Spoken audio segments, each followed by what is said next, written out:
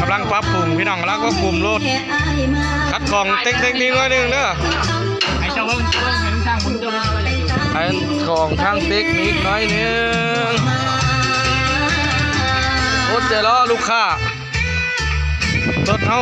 คัดของน้อยนึงได้ช่างอย่าเฮ็ดเรือนแล้วมาซ่อมรถเนาะเจ้าเนาะเป็นช่างซ่อมรถพร้อมเป็นช่างซ่อมรถพร้อมใจติดต่อติงรถติดต่อสร้างติงได้แต่งเผาใหม่มันบ่ไว้เห็นมันไว้แบบนี้มันบ่ไว้เพิ่นไว้เฮ็ดให้มันไว้กว่าเก่า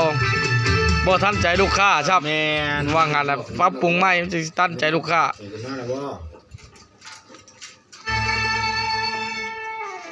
เดี๋ยวมันบ่ขึ้นเมื่อใดวะ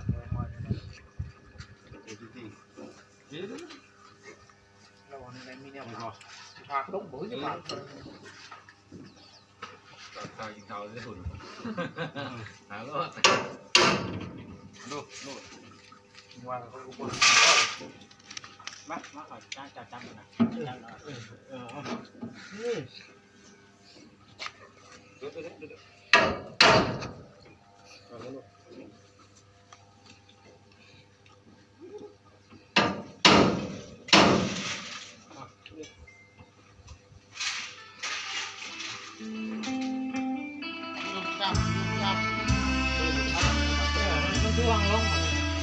ครึ่งขาดพี่น้องครึ่งขาดเผาครึ่งขาดกำลังกึ่งไหมช่างเพิ่นกำลังแก้ไข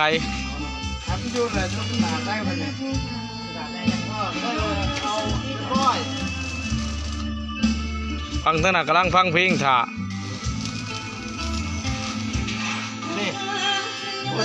หัวหน้าใหญ่หมอนี่หัวใหญ่หมอนี่ผมน่ะไปตัดเด้ออาจารย์กบมาเสาะออกได้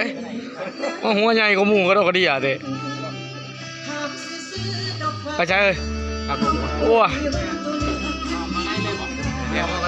โหคนไปป้าจะได้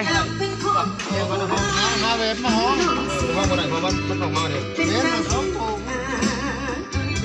จะมาพวกก้าอ้วยไปทั้งไหนเลยพวกก้าอ้วยไปให้เลย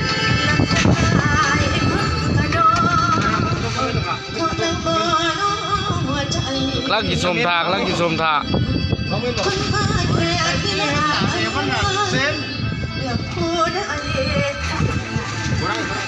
ใกล้แล้วบ่สร้างใกล้แล้วบ่ยังจักเปอร์เซ็นต์ลูกค้าถ่าเลยนี่เดี๋ยวแล้วสั่งจิ้มมาเดี๋ยวแล้วจะน้อยอดใจรอแป๊บนึงมันซ่าเองให้เพิ่นไว้เพิ่นว่าแก้ไขทดรอบพี่น้องทดรอบมีอารมณ์เลยรถสอมีอารมณ์ได้ช่างเฮาถึงงานเมียดา